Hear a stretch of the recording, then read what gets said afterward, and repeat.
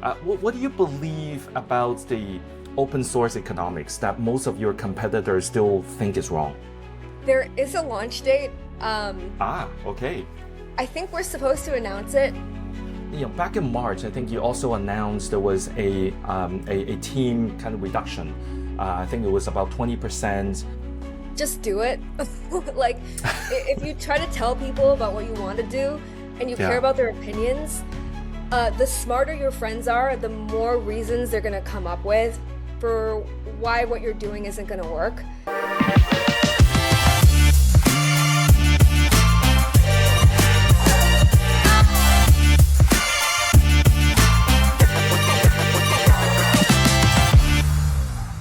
Welcome to On-Chain Capital, your front row seat to the future of finance. From Web3 and AI innovation and digital asset policy to the power shift between East and West.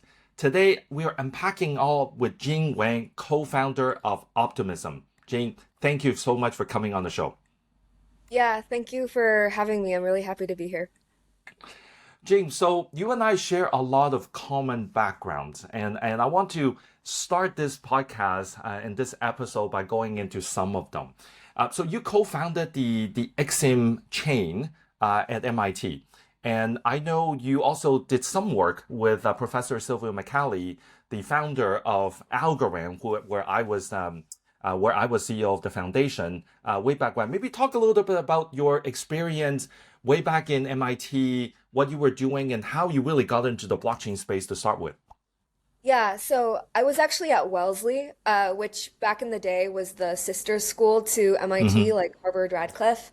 Yes. And I was studying computer science and art, and I had a Bitcoin club on campus. But, Bitcoin was regarded as kind of a weird, scammy thing back in the day. And I wasn't I would able to argue get any it still support is. on campus. Some people think, right? I would Yeah, argue. kind of, yeah. Whereas at the MIT Bitcoin Club, there was funding, all this exciting stuff was happening, and they adopted me. And so I did a lot of cross-registration at MIT. I never worked with Professor McCauley, but I took algorithms 6006 with McCauley, and it was really exciting when all these MIT professors started launching their cryptocurrencies. So yeah, that's I was surprised and excited to see that on your resume. Excellent, Jane. Thank you so much. So you then spend a bit of time at Nasdaq,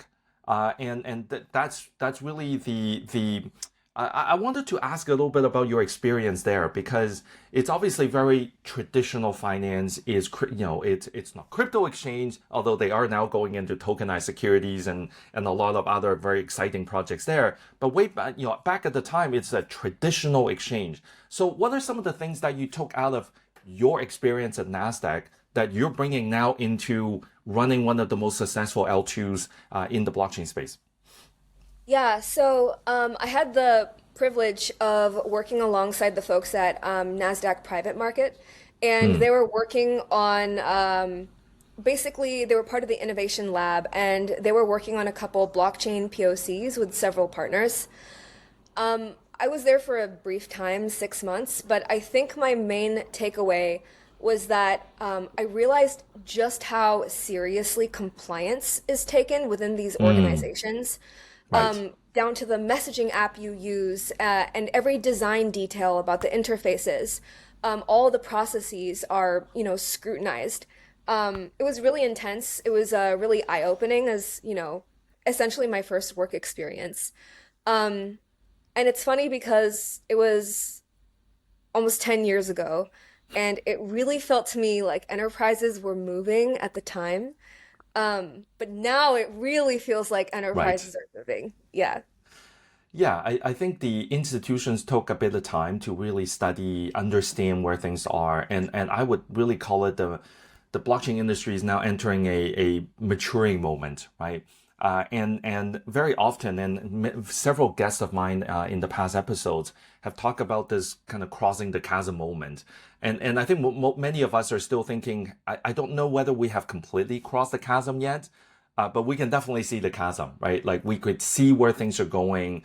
the line between crypto native and institutions are not really there anymore. So I am sure that your experience at the Nasdaq really helped you formulated not only on the decentralized world in terms of what that means, but also what it means to be applied in an institution, which is basically what's happening now. So I think that's really interesting experience that you have, before you founded Optimism, and maybe let's talk a little bit about the blockchain ecosystem, right? What do you believe about the open source economics that most of your competitors still think is wrong? So the reason why we open sourced the OP stack is because this is code that you have to trust with your money. And, Yes. that is like, I'm not going to say it's the most valuable thing ever, but it is the unit of value. And so we, wanted our infrastructure to be the standard rails that money moved on. And we thought that the best way to build credibility for that was to actually open source it, MIT license it, and enable people to see exactly what the architecture is, exactly how it's constructed. And early on, people thought, well, if you open source everything, then it's going to be super easy to hack. But the reality is, if you open source everything, everyone tries to hack it.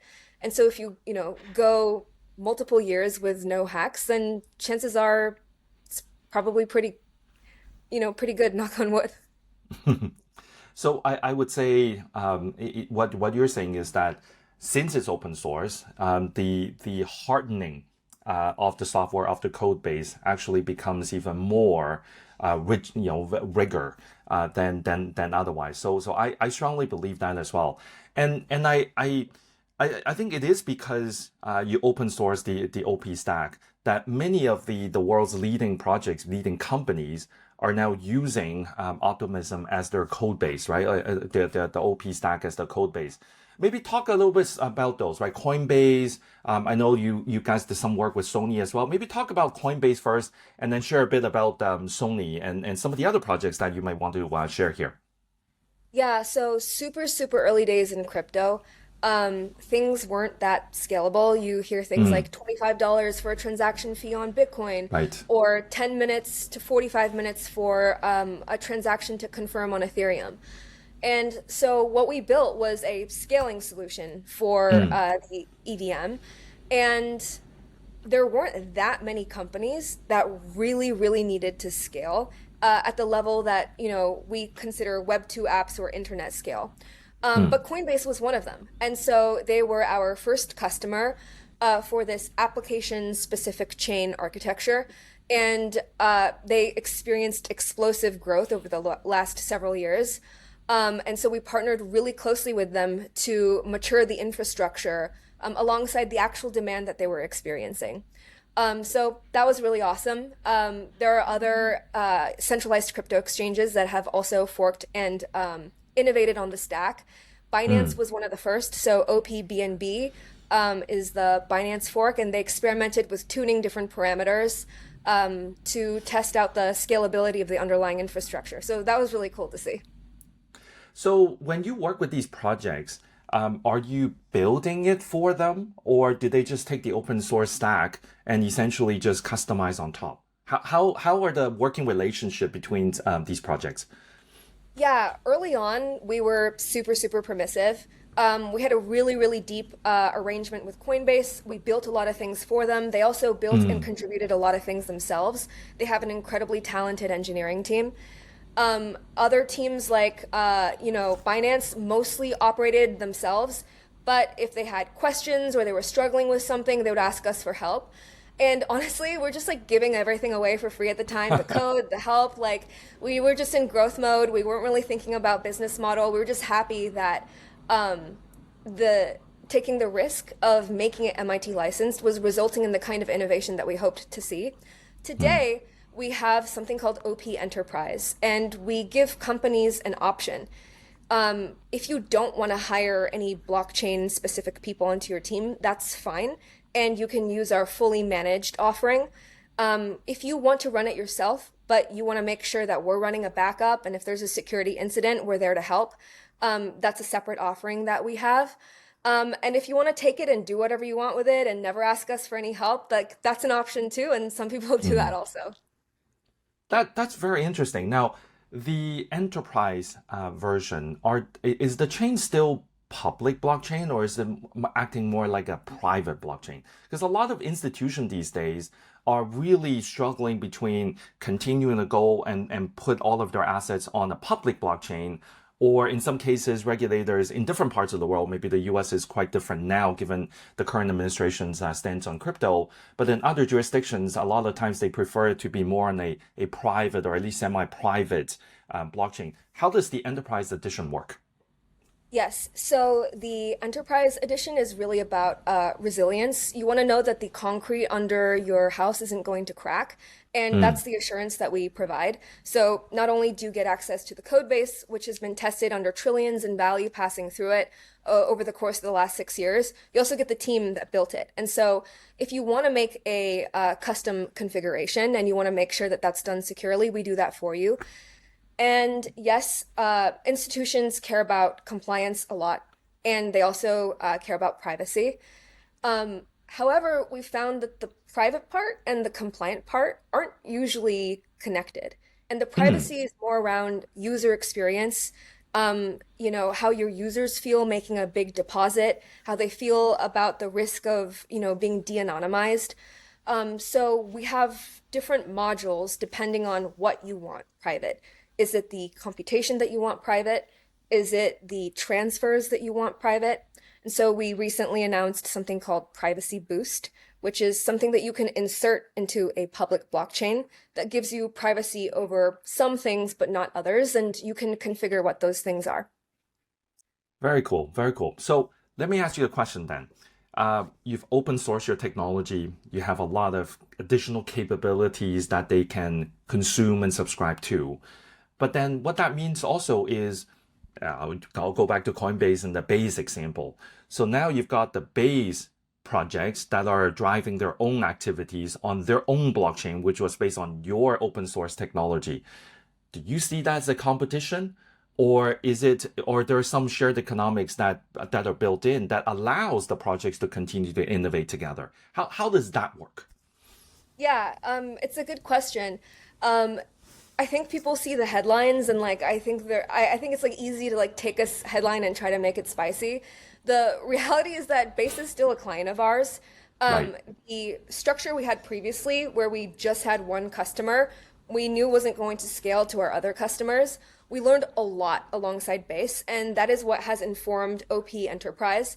And so some customers are going to be incredibly sophisticated in terms of crypto, have their own protocol team and want to run things on their own or make modifications. Other teams want to focus on something that's not the infrastructure. They instead want to Mm, focus on things like go to market or compliance within their jurisdiction. And they actively do not want to have their own blockchain team on staff. And so, we've learned what those modules are. We've learned what tiny things people tend to want to configure from 3 years of dogfooding and co-building with the fastest growing chain in crypto, which was Base. So, one of our customers, Bitpanda, for example, the regulations that yes. they have to comply with are in the EU.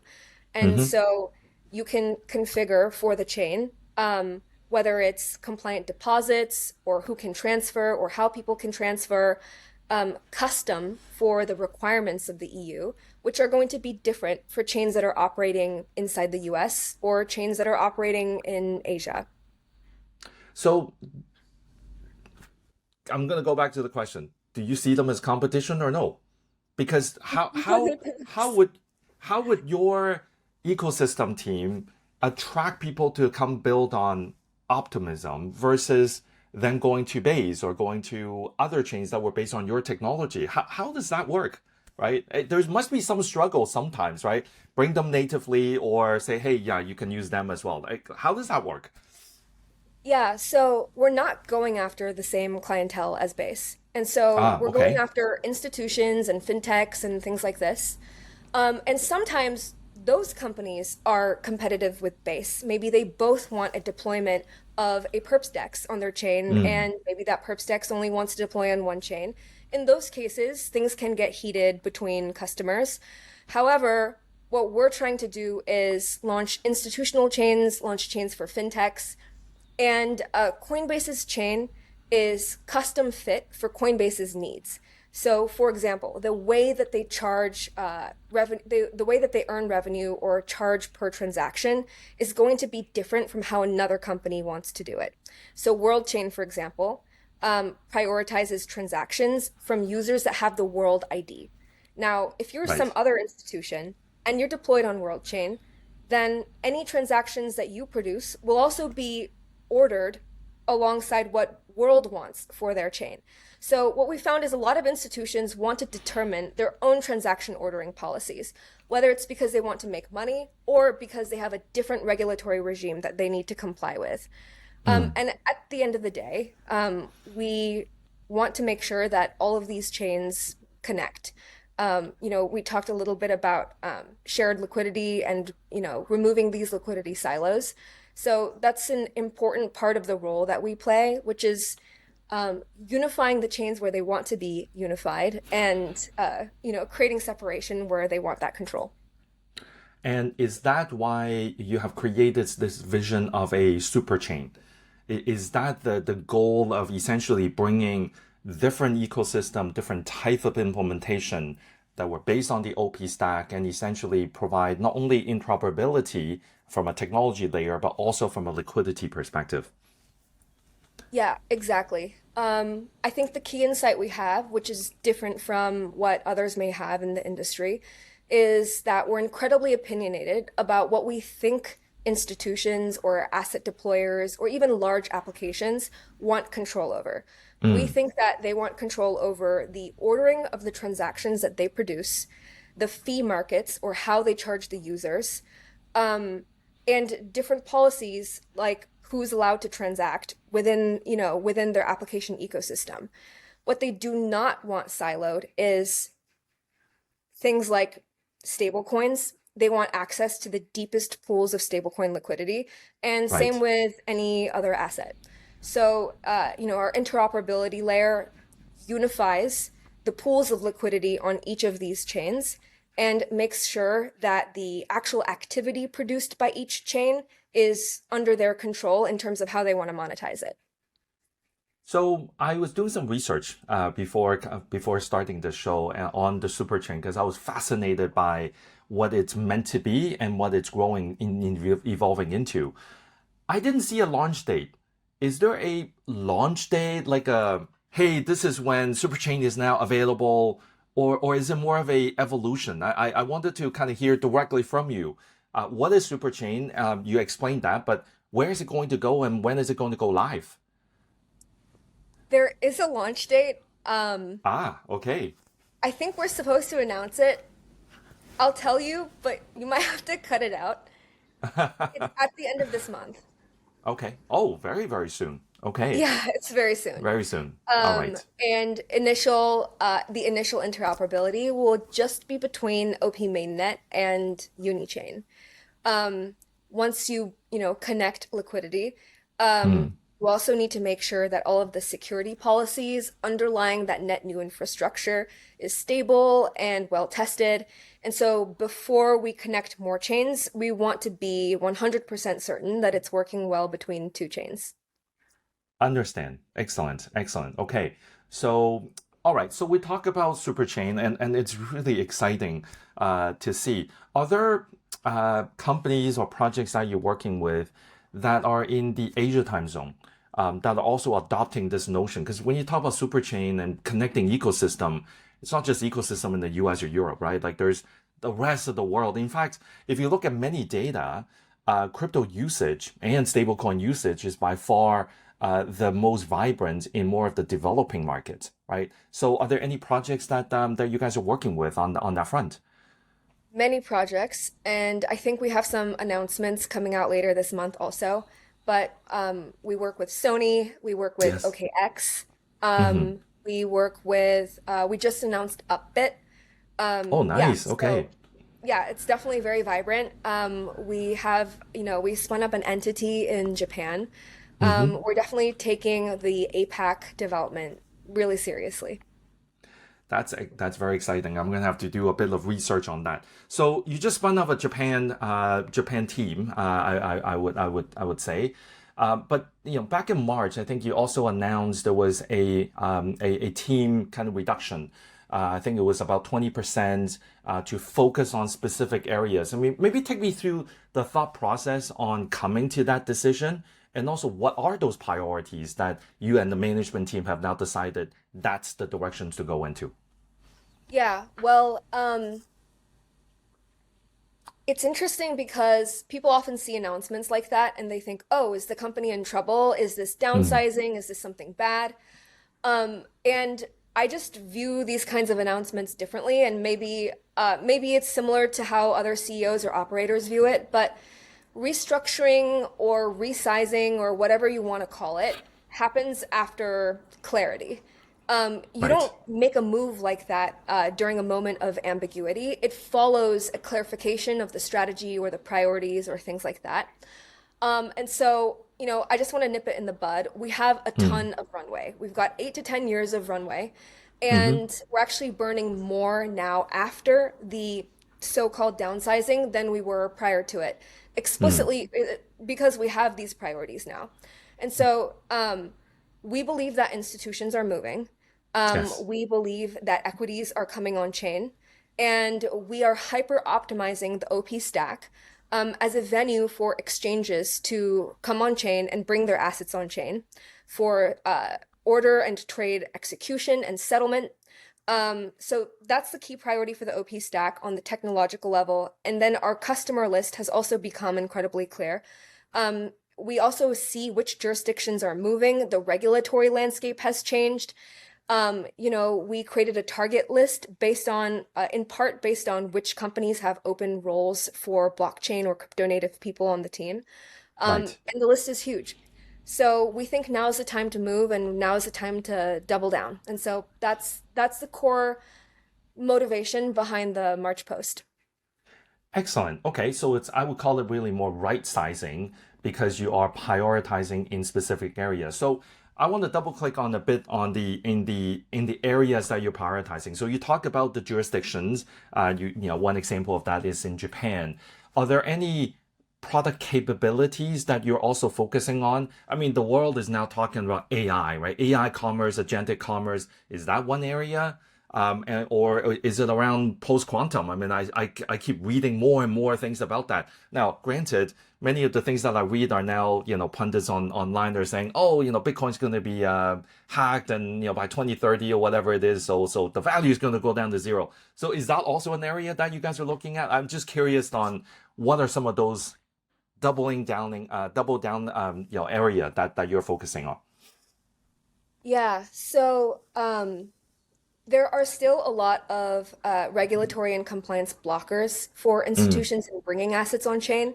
And because the OP stack, we've focused on making it programmable financial infrastructure, you can really right. custom fit it to any regulatory requirements. And so the countries that have the most clarity around the stance or the positioning of crypto assets are the ones that are moving the most quickly. And the Mm, Japanese government has done a really good job providing regulatory clarity. And so we're yes. partnering with a lot of these companies, banks, exchanges in Japan to bring their assets on chain. I think we announced Zipan coin on OP mainnet, which is the first Mm, one-to-one backed precious metal that's, fully on chain. And there are other assets, stable coins, things like this. So we're really, really focused on clearing all of those hurdles and bringing these assets on chain. I know AI is really hot, but I think this is part of the discipline that we have to exercise as a team that mm. wants to stay focused. There's plenty to do in creating programmable financial infrastructure. We do have teams using the OP stack with AI use cases, such as Jensen. However, in terms of what we're really honed in on with the roadmap for the remainder of this year, is centralized exchanges, which means Mm. tokenizing assets, trading, and settlement. So part of prioritizing is to avoid the shiny object syndrome, right? I think that's what you're referring to. I mean, there's so much AI that are happening, and sometimes I look at the implementation and I find them to be more automation. rather than real agentic work. And maybe it's just the industry evolving and everyone is testing and trying to get their Hermes or OpenClaw to be up and running to do a certain thing. But we're still evolving in that regard. What about post quantum? I mean, you come from such a strong background from as a tech founder. How do you see that? Is it something that folks needs to be worried about, or is it just something that is more kind of verbiage at the moment? You know, we have a post-quantum roadmap, Mm, and uh, I think it's fun to be worried about apocalypses. Um, However, I think that, we've done this with a variety of things in the stack. People were worried about, ZK, the onslaught of ZK. People are worried about post-quantum. And so what we've focused on is making the tech stack incredibly modular so that you can swap out, signature schemes to something that's more quantum resistant, so that you can swap out the proof system to something like ZK once the technology matures enough. hmm Um, and so that's been the primary focus, and that's served us well. For example, we have three separate ZK proof integrations into the stack. I think a lot of people mm, don't realize we are a ZK rollup. You right. can choose if you want to be ZK or if you want to be optimistic. So that was one of the design choices that we made. And, we have the quantum roadmap. We understand what things we would have to swap out. And like, we'll swap it out when it becomes a problem? Being pragmatic about it, right? Yeah, Let's see where exactly. things are. I think a lot of those are really headlines.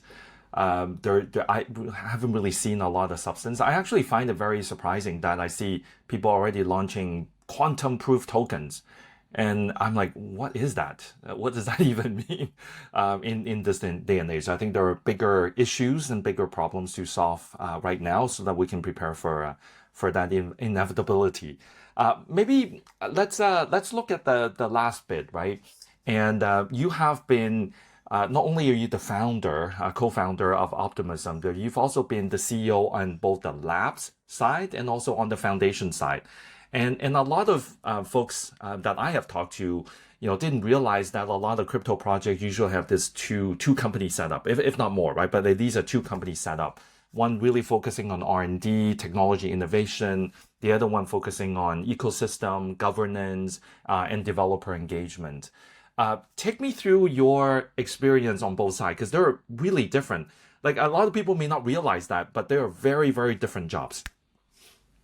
Yeah, it is very different. And uh, every crypto project thinks about it differently also. Hmm And so the structures are very different. And I think ultimately what I've learned is um, just because Deloitte tells you that that's how you should structure your company to be compliant, it doesn't Right. mean that that structure is actually most conducive to executing and operating well. And I kind of like, I think the intuition is um, not that crypto isn't the normal world, but like in like the normal company world, um, hmm things like mergers and acquisitions, the risk isn't in the idea or the goal that you set. The risk is in combining the cultures, getting the people to work together towards that stated goal. Um, and it's known that mergers are highly risky moves. And similarly, when you take something that is one thing or starts as one thing and you try to split it into two things, and you hmm ask those two things to still continue to pursue a shared goal, it is just as difficult as executing a merger, although in different ways. It's kind of verbose. All of that to say, what I feel like what I've learned is that nothing is ever a substitute for discipline, whether it's bringing AI on or hiring someone so that you can delegate it to them or restructuring your company. At the end of the day, these are all tools that still requires you to be incredibly clear about what your priorities are and disciplined about meeting them. So, um, I realized that, you know, personally, I had a lot more opinions about what I wanted the product to be, which is Mm, typically what the labs is responsible for, right. than I did on how I wanted token economics and governance to shape out. And especially for where we're at today with this wave of institutional adoption, I think expressing that in the product more quickly is more important. And it's where I can personally add more value, which is why I came back to the labs entity. Really good, really good. I mean, as someone that have actually run a foundation before, I can certainly see exactly what you mentioned, right? A shared goal, the common direction, but sometimes you do have tensions because the focus areas are different, and it's a phenomenal learning experience. And I would always encourage those that have asked me, hey, I want to start a project and I want to do this and that, and the foundation in Switzerland or in Singapore or Bermuda or whatever it is. I'm like, that's not the critical areas to think about. The location, all of the jurisdiction things are stuff that you have to go through for sure. But it's the mentality of exactly what you mentioned, right? Having two companies that are supposed to be has a shared DNA, but are supposed to have very different goals, and it's an art to how to bring them together and continue to push forward. And maybe I'll use it as a last question, Jing. Looking back, right? So MIT, Nasdaq, and then starting Optimism, like this whole journey. If someone wants to emulate what you have done, what is the one advice that you would give them? Just do it. Like, if you try to tell people about what you want to do and you care Yeah, about their opinions, the smarter your friends are, the more reasons they're going to come up with for why what you're doing isn't going to work. And the only way you're going to find out if it's going to work or not is by doing it. And action produces information, and information produces better decision making, which produces better, more focused action. And you just do that enough times, and then it'll exist. Yeah. right. And then you learn, right? So just do it. Excellent. Let's end on that. Just do it. Thank you so much for coming on the show. You've shared a lot of insight about one of the most successful blockchain ecosystems out there. But more importantly, you shared a lot about your personal viewpoints about where things are going and the focus areas on what you do. And I'm sure the audience that have listened to this episode can really tell how much you care about the ecosystem and where you want to push the ecosystem towards. So again, thank you so much for coming on the show. Hope to see you again soon. Thank you so much, Sean.